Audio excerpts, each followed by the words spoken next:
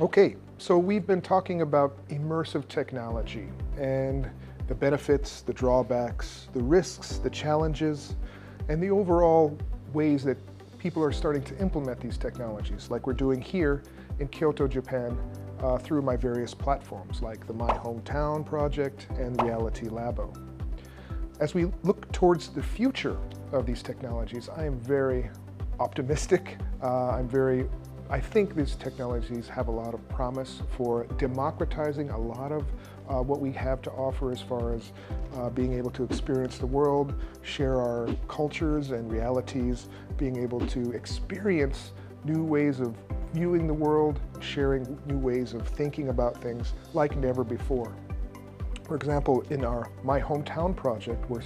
students are sharing their experiences growing up in virtual reality, and now we're having people and students not even just studying immersive technology, but wanting to know more about the world and relate to each other, have more empathetic relationships with each other, because they get to step into, for example, you're from Italy and you get to step into the shoes of somebody that grew up in some small town in Japan and feel what that's like, walk around and see what it's like to be in that area, hear stories and look around as they would in those areas. There's a lot of rapport building, a lot of intimacy that happens using these technologies. And moving towards the future, if we're careful enough and we have enough things like open educational resources, we have enough open access platforms to allow teachers and institutions and universities and small companies like mine at togetherlearning.com, where we might be able to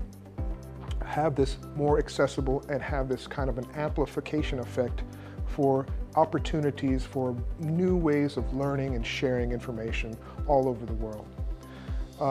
There are some possible ways this could go wrong. We have AI just around the corner that's being amplified. It kind of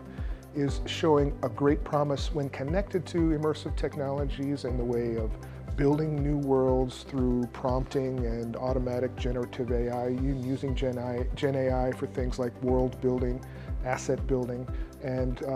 building curriculum on top of things like a digital twin moving towards the future.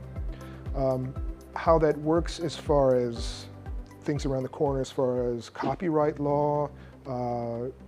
the teachers and administrators and universities, who has the rights and abilities to use them, and not only that, students that participate in these worlds and how their data is collected and used to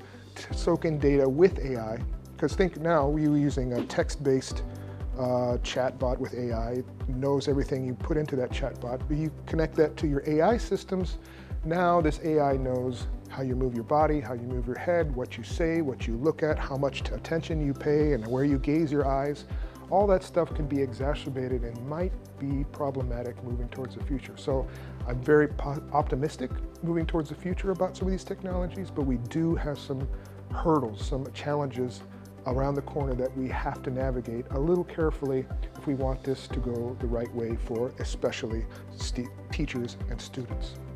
If you're interested in seeing more about what I'm personally doing in the research and projects created and connected to these things and talking about these specific topics about how we're going to navigate this around the future, I invite you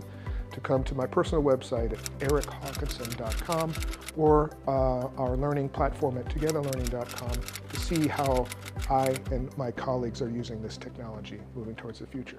Again, my name's Eric. Thanks for watching these videos. We'll hope you see you again in the metaverse.